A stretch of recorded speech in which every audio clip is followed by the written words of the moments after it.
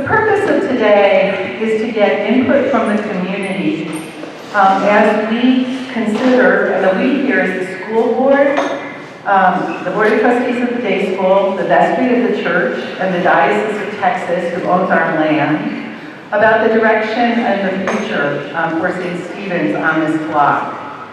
Stewardship and a look into the future has guided us for 7 years as we've been about the process of planning and raising money and doing design. And today you're going to hear the broader context of moving into that future in a post-COVID world. You'll be joined in small group discussions by facilitators who have been part of our Mission Real Estate team, which is composed of people from both the school and the church. Dwight Wolf is the chair of that team. Dwight, I'd like to recognize you. So you'll be directed at the appropriate time to where you need to be. We're wanting to listen to each other. Church will have a certain perspective, school will have a certain perspective, and we need to be able to have a comprehensive sense of where our heart is as a community. The other thing I want to share before I turn over the floor is that we have so many talented people at St. Stephen's who do all kinds of things for a living.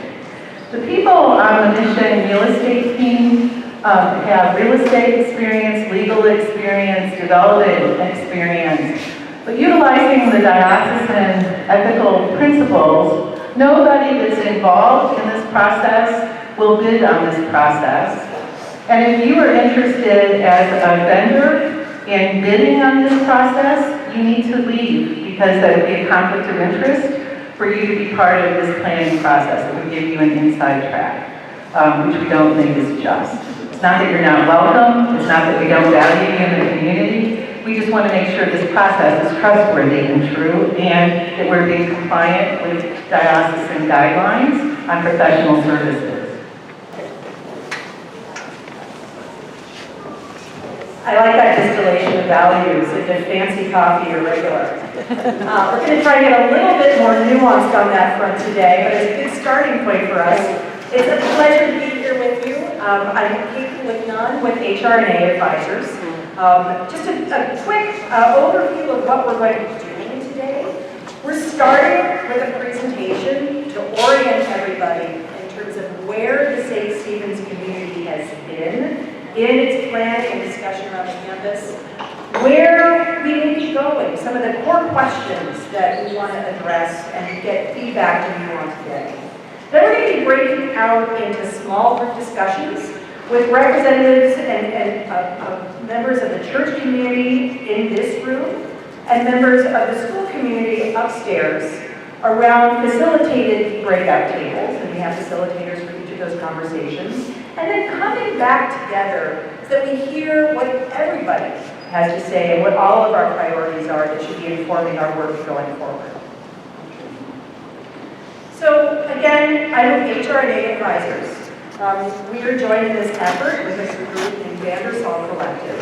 And we're here because there's already a master plan for the St. Stephen's campus. And that was prepared in 2016 to guide the campus for the next 20 years. Part of that master plan envisions creating a community hub that can bring together the church, the school, and a mix of uses to achieve the mission and goals of your community. Recognizing that the surrounding market with COVID has changed substantially, there's an interest in expediting the mixed-use portion of that plan that was discussed in order to ensure that we, again, are supporting that mission going forward by providing a strong financial base. And we want to talk about and understand how that can support and sustain the mission and how we think about that in relation to your other priorities for the campus. So HR&A, we're a real estate economic development advisor. We work with mission-driven, faith-based, and nonprofit organizations to strategize for development that can support the mission. We actually worked with St. Stephen's before the prior master plan in assessing revenue-generating opportunities that can support the uses that you want to see here. And elsewhere in Houston, we've also worked with Rice University, we've worked with the Menil Collection. Around the country, we've worked extensively with Trinity Wall Street in New York, with the Catholic Archdiocese in New York and Los Angeles. The Vandersall Collective is a close partner of ours here, and they focus very much on the organizational strategy and culture of faith-based institutions. And we want to make sure that that is a fundamental driver of any real estate and physical planning considerations and decisions that are made here as well. So we recognize that campus redevelopment provides an opportunity to achieve a significant number of objectives that can reinforce your work and your culture, to advance the mission of the church and the school, to strengthen your ties with the Montrose community, to secure your financial future, and to support health and wellness across the St. Stephen's community more generally. It also has the potential to address unmet space and programmatic needs that both the church and the school are currently grappling with, and in doing so, to elevate the overall brand, visibility, and awareness of St. Stephen's, in part by creating an architecturally cutting-edge campus.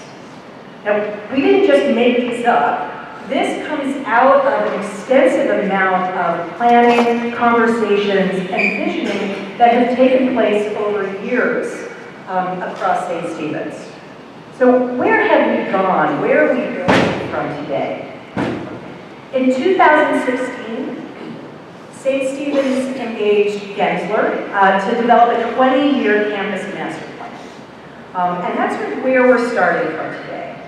That encompassed a 4-month planning process with over 15 different meetings held, over 350 different participants participated in those conversations to address the growth and functional needs of the school and the church. That master plan, in addition to identifying the objectives for the campus that I just walked through, very intentionally looked at how can future build-out achieve those objectives from both a use and a design perspective. To advance the mission, it ensures that all spaces are located and sized for maximum flexibility, recognizing that this is a 20-year plan, but you're going to be here longer than that. And so you want to make sure that whatever is being created is sustainable, both from a financial but also from a functional and use standpoint.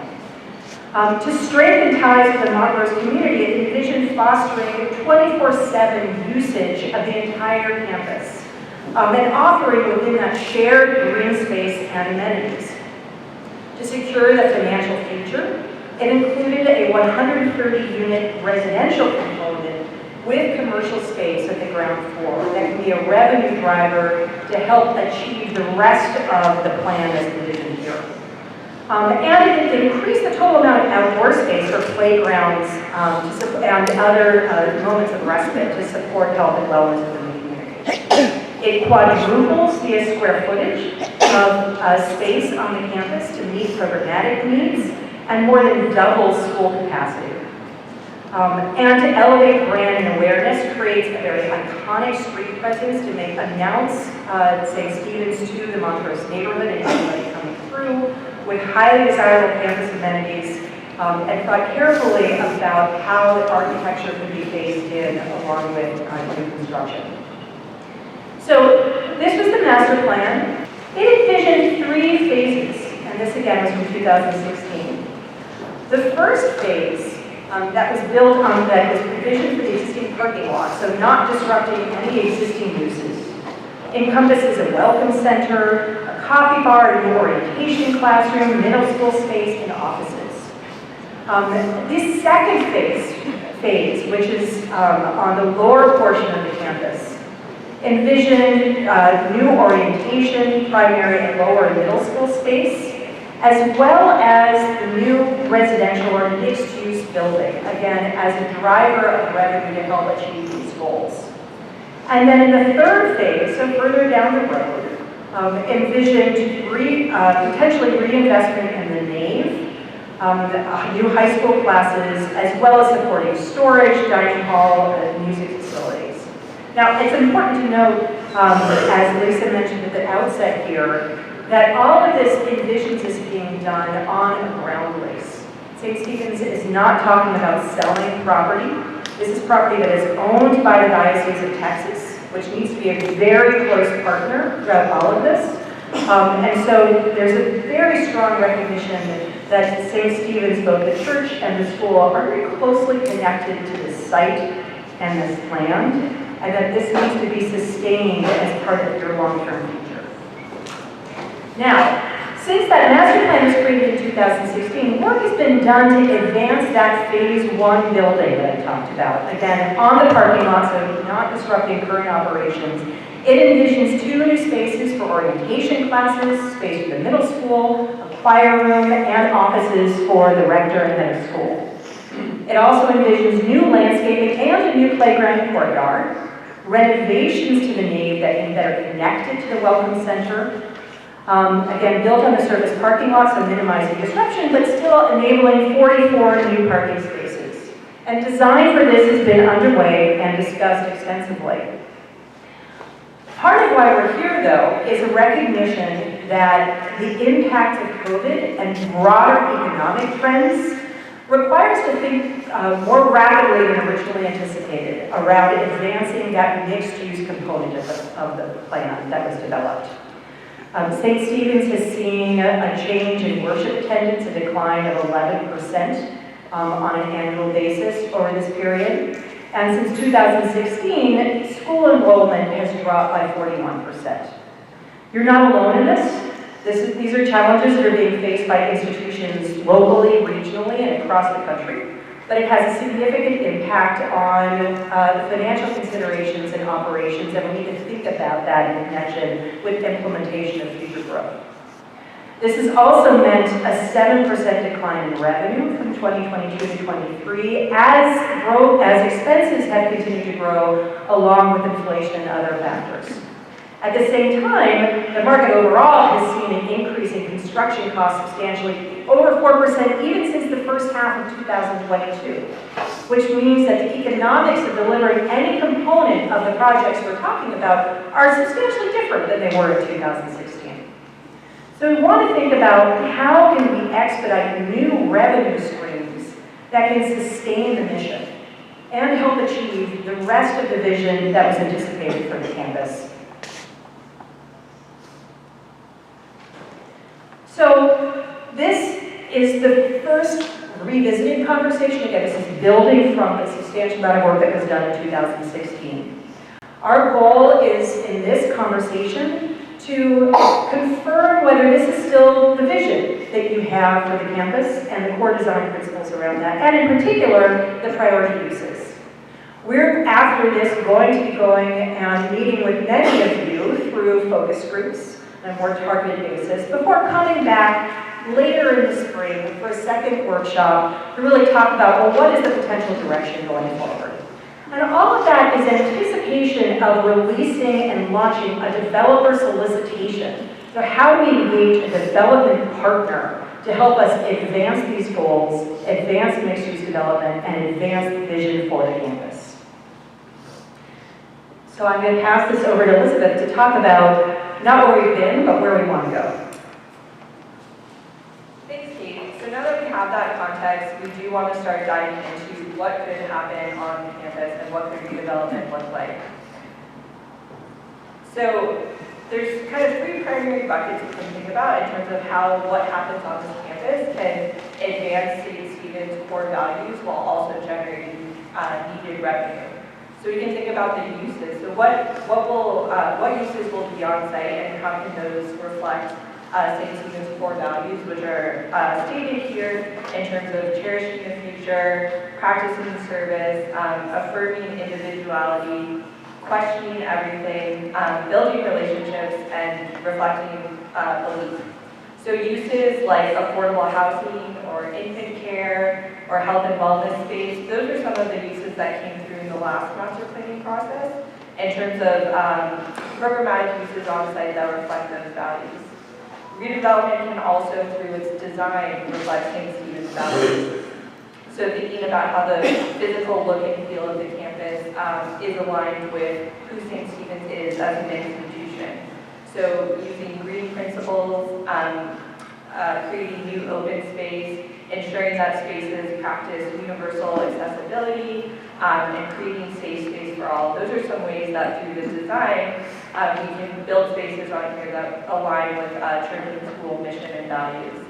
And then finally, as Kate has been discussing, from a financial perspective, development on campus is a chance to generate new revenue sources that St. Stephen's can use to advance its mission and values through its other programming and offerings. So as we've been talking about mixed-use development, so including market-rate housing, commercial space, those are the types of programmatic uses on site that can create new revenue streams to support the church and the school's long-term financial sustainability moving forward. At the same time, this is also an important opportunity to strengthen connections between St. Stephen's and the broader Montrose community. So recognizing the recent Montrose Livable Centers plan, you can see a lot of alignment between St. Stephen's values and the vision for how Montrose can develop. So by adding green space, by creating affordable housing, by supporting opportunities for the community to use space and have access to needed amenities, this is all in alignment with how the neighborhood wants to develop, while also reflecting some of the core values that St. Stephen's has already articulated for itself.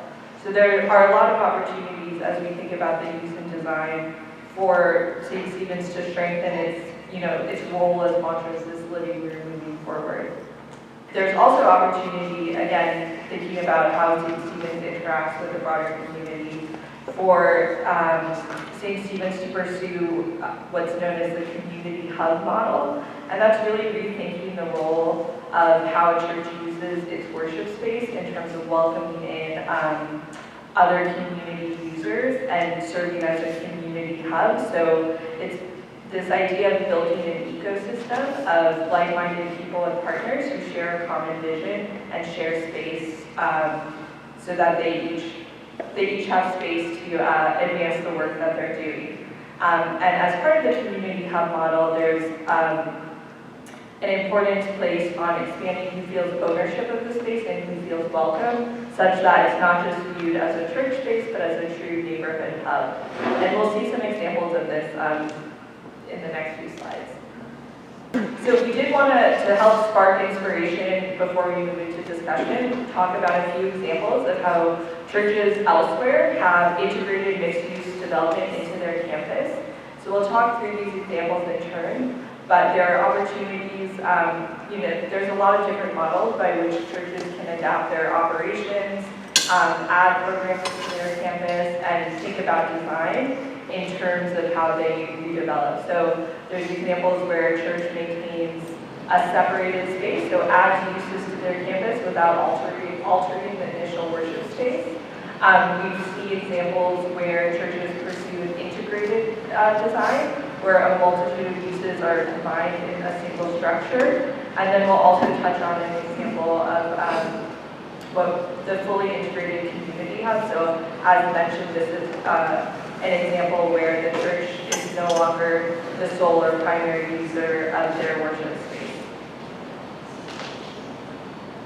So in this example from First Presbyterian Church in New York, they chose to fulfill a community need for affordable housing while maintaining their church structure separately. So generation of financial revenue was not a primary driver of this project.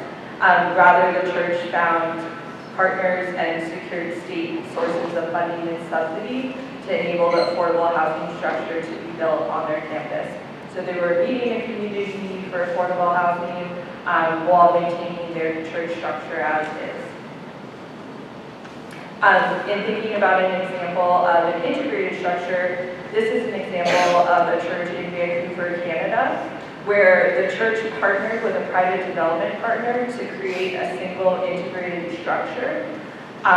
So the church occupies the first floor space with its worship space, as well as additional community amenities and space like a daycare and a community kitchen. And then the upper floors are residential and contain a mix of both affordable and market-rate housing.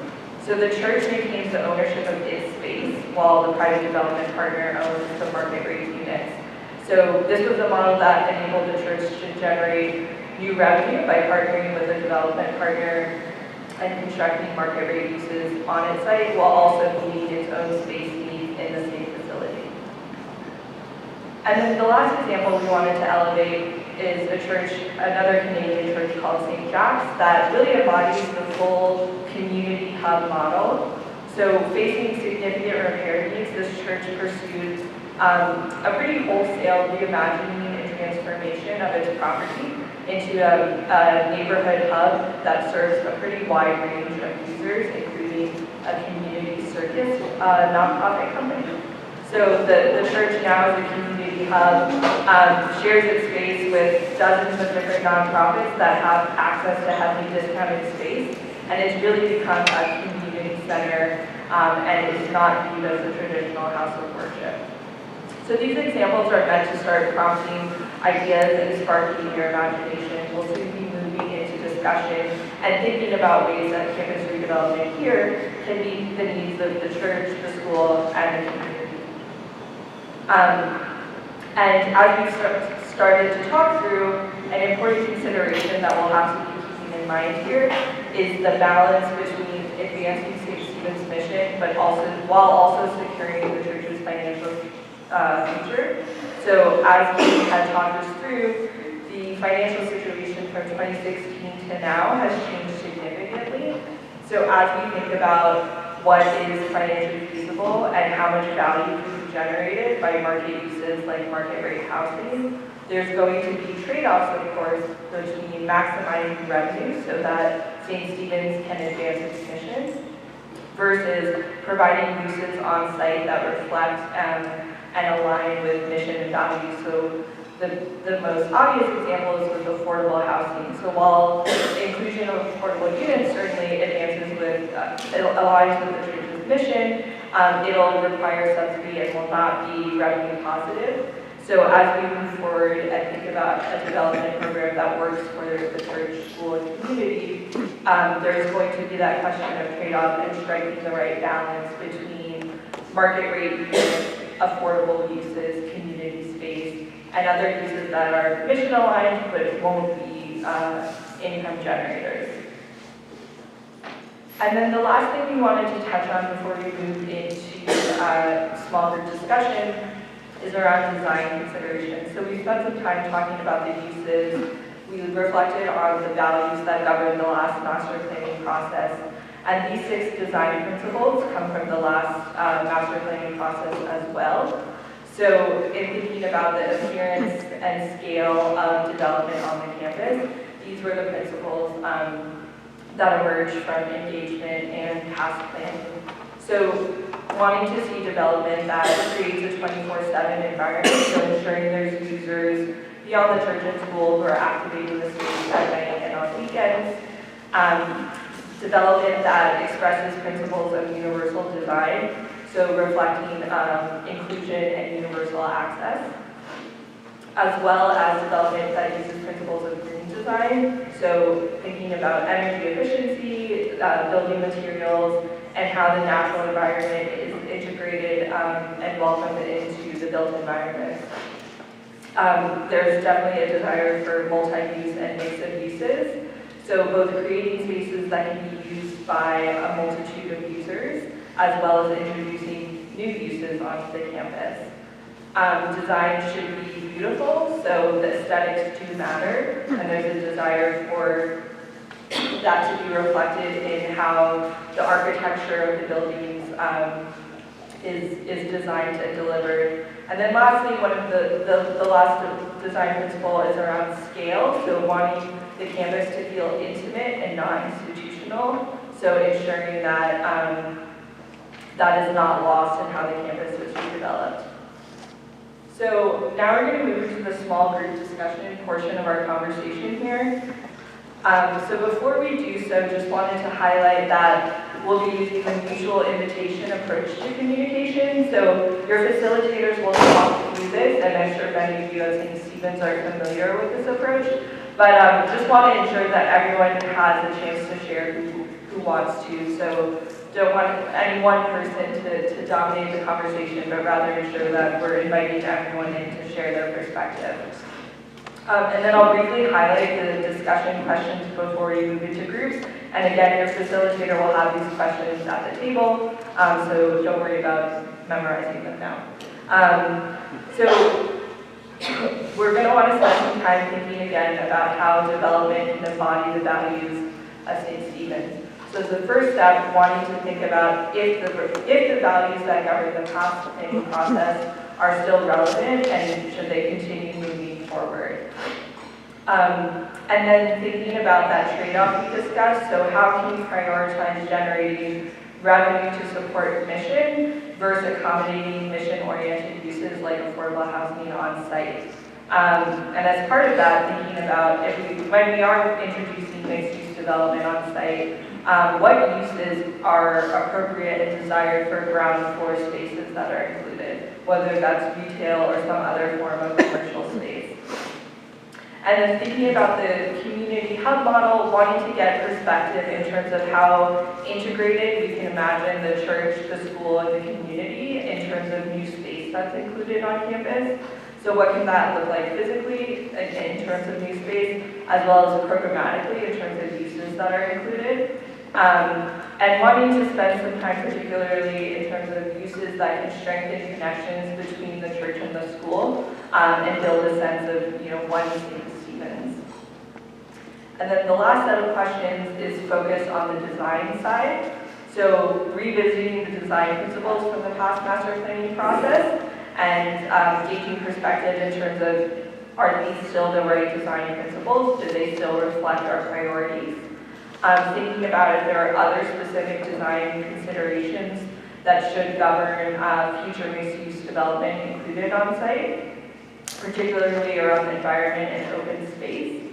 And then wanting to start thinking about, are there partners in terms of nonprofits, community groups, others who might have valuable perspective who should be engaged in terms of broadening how we're thinking about future development and how design can reflect and embody St. Stephen's values.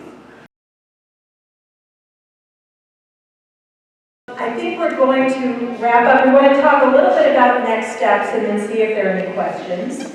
So again, we're going to go back and digest what we've heard from you and start to identify a couple of different scenarios for how we might move forward.